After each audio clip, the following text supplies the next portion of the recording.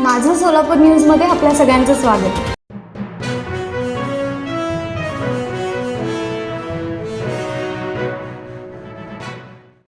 बार्शी शहर येथील शिवशक्ती मैदानावर सकाळी 7 वाजण्याच्या सुमारास क्रिकेट खेळण्यासाठी गेलेल्या एका मुलाचा मैदान सपाट करण्यासाठी वापरण्यात येणाऱ्या 2 टन दगडी रोलरखाली चिरडून मृत्यू झाला.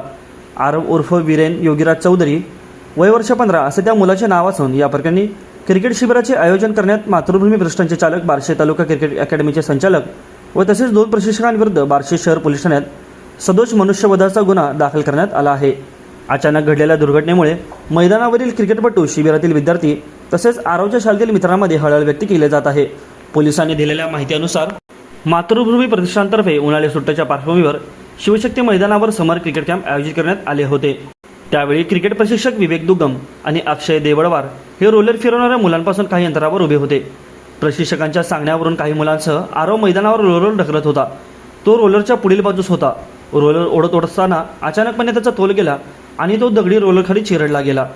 घटना घडताच मैदानावर फिरवण्यासाठी व व्यायामासाठी आलेल्या नागरिकांनी त्याला आवरले. तातडीने जवळच्या रुग्णालयात दाखल केले. मात्र अति रक्तस्राव झाल्याने त्याचा मृत्यू झाल्याचे डॉक्टरांनी घोषित केले.